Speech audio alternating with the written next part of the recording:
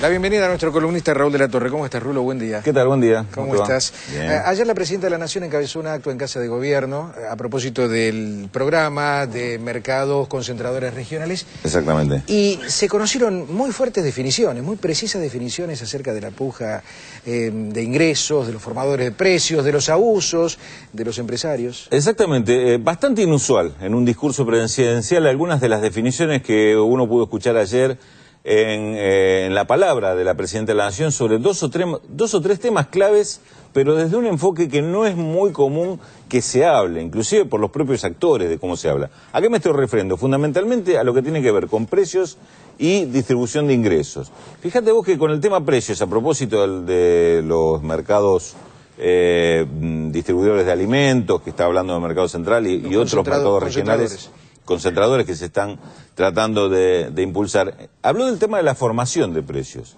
Y tuvo una definición que nosotros muchas veces acá intentamos introducir y explicar. ¿Quiénes son los formadores de precios en la economía, en una estructura económica como la Argentina?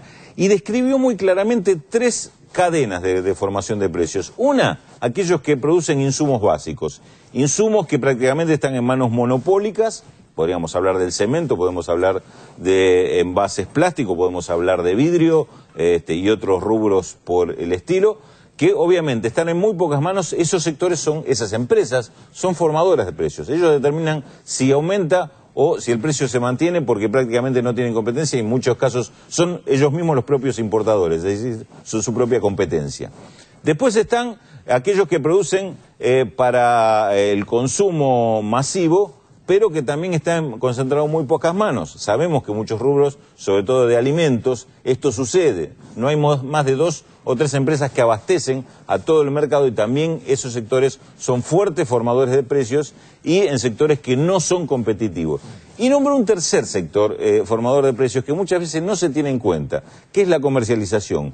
Cuando una cadena de hipermercados domina, digamos, por ejemplo, con un 30 o un 40% el consumo de una población importante, digamos por caso, Capital Federal o Gran Buenos Aires, o cualquier centro urbano importante de cualquier provincia del país, y por sí misma es capaz de comprar prácticamente el 50% de una producción, esa cadena es formadora de precios, determina los precios, no hay competencia posible. Podrás tener un almacén de barrio que puede por ahí vender precio más barato, pero no tiene forma de atraer la cantidad de clientes que tiene ese hipermercado. Entonces, ese también es otro formador de precios. Entonces, acá, cuando se habla de aumento de precios, habría que hablar con nombre y apellido, marcar claramente quiénes son los que aumentan y el por qué aumentan. Es decir, si tienen justificación o no el aumento, y no, como ayer marcaba la Presidenta, simplemente darse vuelta y criticar al gobierno porque hay inflación o como se dice a veces que oculta la inflación. No se oculta la inflación, lo que pasa es que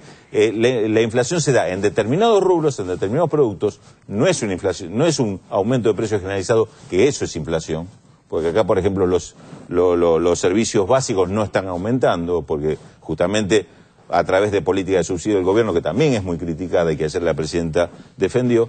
Entonces, este es uno de los aspectos. Y la otra cara de este tema del aumento de precios y esta apropiación de ingresos que hacen los formadores de precios, recordemos que cuando aumentan sin posibilidad del consumidor de poder contrarrestar esto, está haciendo una apropiación de ingresos quien hace esto, está el tema de la puja distributiva.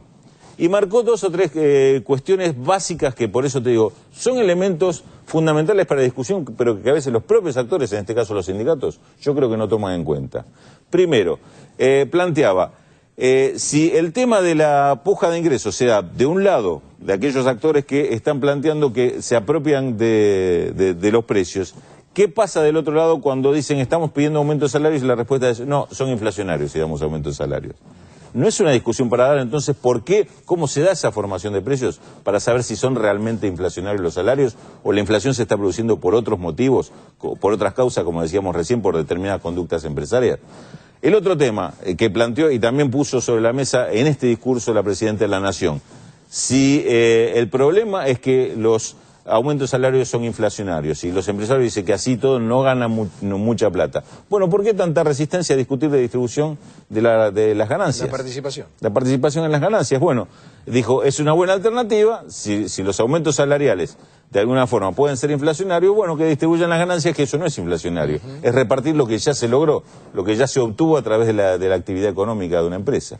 Y la otra advertencia que hizo, ya pierdo la cuenta si es la tercera o la cuarta, porque la verdad que es un discurso, a mí me llamó muchísimo la atención porque estaba muy lleno de contenidos y elementos para analizar, es el tema de que también cuando se plantea desde los sindicatos la discusión de la distribución de las ganancias empresarias, tener en cuenta que en un mismo sector no todas las empresas son lo mismo.